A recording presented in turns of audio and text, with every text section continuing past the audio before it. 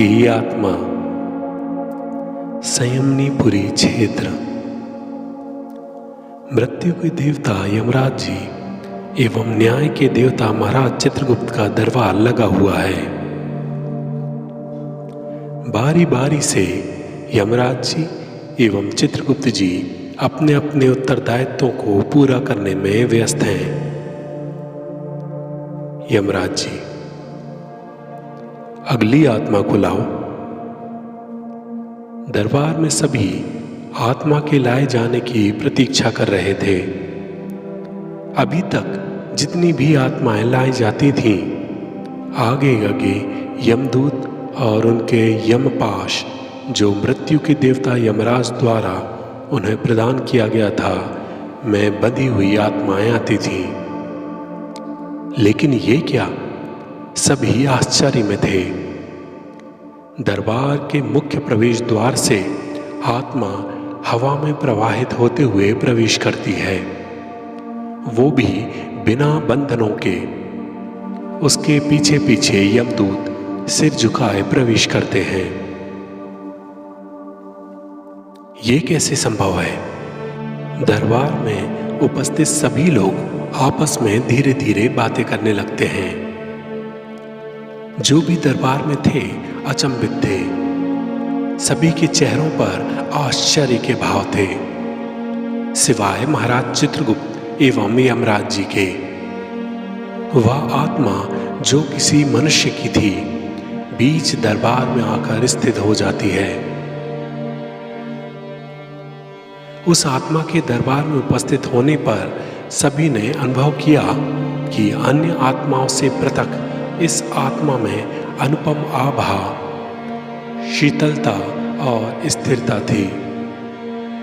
आत्मा के पीछे खड़े हुए यमदूतों में से एक यमदूत यमराज जी की ओर देखते हुए बोला, हे देव, आपके नियमानुसार जब हम इन्हें लेने गए तो हमारा पाश इन्हें छू भी नहीं पा रहा था। कई बार प्रयत्न किया, लेकिन सभी असफल रहे।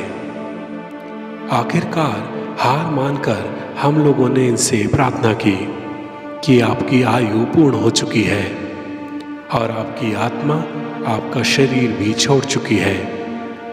कृपया आप सृष्टि के नियमानुसार हमारे साथ चलें। तब ये स्वयं की इच्छा से यहां आने को तैयार हुए। यमराज जी, चित्रगुप्त जी, हमारे यमदूतों ने अपना कार्य कर दिया है। उस आत्मा से ऊर्जा निकलकर चित्रगुप्त जी के समक्ष आती है और कुछ देर रुककर उनमें ही समा जाती है। ये महाराज चित्रगुप्त जी की ऊर्जा थी, जो प्रत्येक प्राणी में स्थित होती है और अंत में आत्मा के साथ आकर उसके जीवन का चित्रण प्रस्तुत कर वापस महाराज चित्रगुप्त में समा जाती है। महाराज चित्रगुप्त हल्की मुस्कुराहट के साथ बोले, ये एक भक्त की आत्मा है। यह मां आदि शक्ति का भक्त है। मेरे समक्ष जो अभी आप लोगों ने ऊर्जा देखी, उस ऊर्जा से मैंने इसके जीवन चित्रों को संग्रहित किया है। लेकिन जब उन्हें कर्मों के 3 प्रकारों में बांट दिया, तब कोई भी संचित शेष कर्म नहीं बचा। यमदूत, महाराज, ये कैसे संभव हुआ? जगत में रहते हुए भी बिना कर्मों के संचय के कोई कैसे रह सकता है? महाराज चित्रगुप्त, इस प्राणी ने भक्ति के कारण प्रत्येक कर्म को अपने इष्ट, अपने आराध्य को समर्पित किया है। अपने इष्ट को समर्पित करने के कारण यह कर्म भी ऐसे करता था जो कि इसके इष्ट को पसंद आ सके। इसलिए यह अच्छे कर्मों को ही अंजाम दे पाता था। बुरे कर्म करने से पहले ही यह रुक जाता था और जो भी कर्म करता था, चूंकि उन्हें यह अपने इष्ट को समर्पित कर देता था, इसलिए यह अकर्ता माना गया इस प्रकार इसके इस जन्म के वर्तमान क्रियमाण कार्यों के फलस्वरूप इसे कोई कष्ट नहीं होना था, लेकिन फिर भी यह अपने इष्ट से प्रत्येक दिन प्रार्थना करता था कि मेरे पूर्व जन्मों के प्रत्येक बुरे कर्मों का कर्मफल यदि कोई हो तो दे दिए जाएं, जिससे इस जन्म के बाद पुनः उन कर्मों को भोगने के लिए वह वापस उसे जन्म न लेना पड़े। क्योंकि क्रियमाण कर्म में कोई बुरे कर्म नहीं थे, अतः इसकी प्रार्थना जो कि इसके इष्ट के लिए थी, किंतु मैं तो इसके चित्त में ही था, तो उस प्रार्थना एवं इसके इष्ट की सहमति से पूर्व संचित कर्मों के अनुसार इसे कर्मफल देता रहा। दुख आने पर भी यह प्रभु इच्छा कहते हुए उन्हें प्रसन्नता से स्वीकार कर लेता था। इसके कारण मानसिक विकार के स्थान पर भक्ति ही बढ़कर आगे आती रही और इसकी आत्मा कर्मों के बोझ से मुक्त हो गई। इसी कारण तुम इसे कष्टदायी यमपाश में बांध नहीं पा रहे थे। यमदूत, अब मेरे लिए क्या आज्ञा है? इस आत्मा का क्या करना है और आगे इसे किस योनि में भेजना है? महाराज चित्रगुप्त, यह आत्मा अब मुक्त है। इसका ना ही इस लोक में बंधन शेष है और ना ही मृत्युलोक में। इसका अपने इष्ट में समाहित होने का समय आ गया है। अचानक एक तेज प्रकट होता है।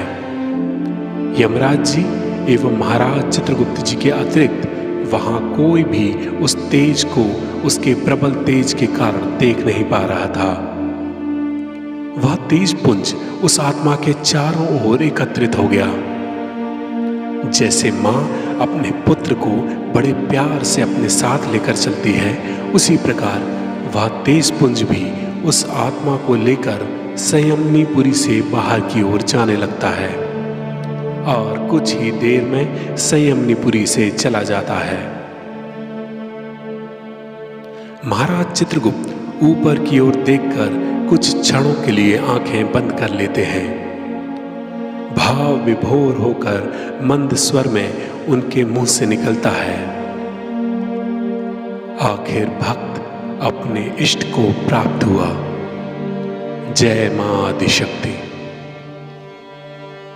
कुछ क्षणों बाद अनंत न्याय प्रक्रिया को अंजाम देने के लिए महाराज चित्रगुप्त अपनी आंखें पुनः खोल देते हैं और स्वभावानुसार उनके चेहरे पर मुस्कान आ जाती है। उनके चेहरे पर मुस्कान आते ही सृष्टि के समस्त प्राणियों के चित्त में प्रसन्नता बिखर जाती है।